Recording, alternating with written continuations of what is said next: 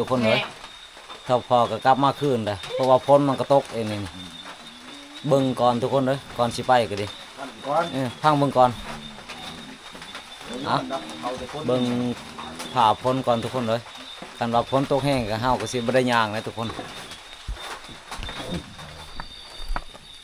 ทุกคนเลยตอนนี้เขาก็ได้ต่ออีกเลยทุกคนไปกับทีมงานนันทพอเนาะ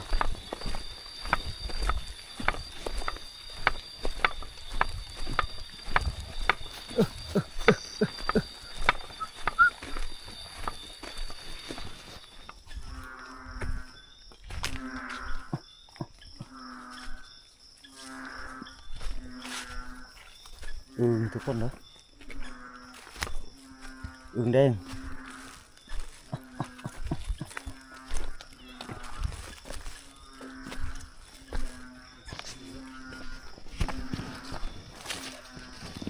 ฮะ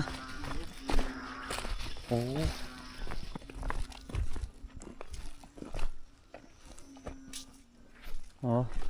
ทุกคนเลย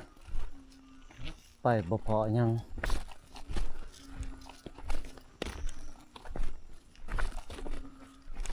พอตากบตาเขียดทุกคนเลย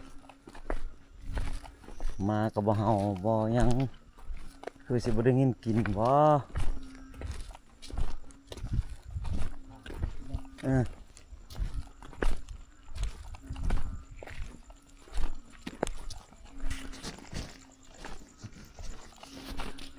ได้ยินแต่เสียงอื่นกำพร้า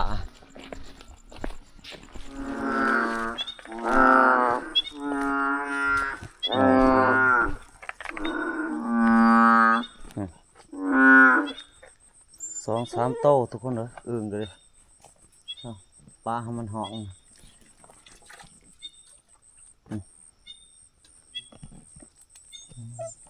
ไป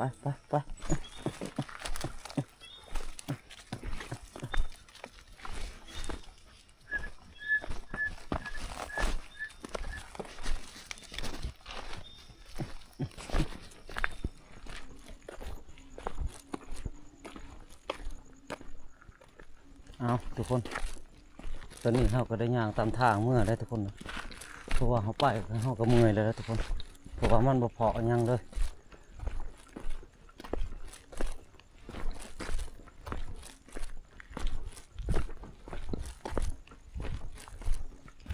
เพราะว่าเท่าพอเราก็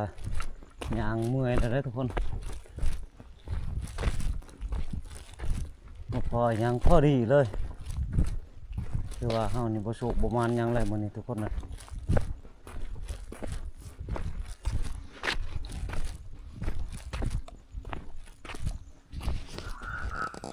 ทุกคนตอนนี้ก็ฮอดมองฮอดบอลฮอดเลยทุกคนเลยเพราะว่าเฮาก็บ่สุกบ่มันยังเฮาก็ไปเบิดความสามารถแล้วกับตะพอได้ทุกคนเลยตอนนี้ก็บ่มียัง FC พังไทยพังลาว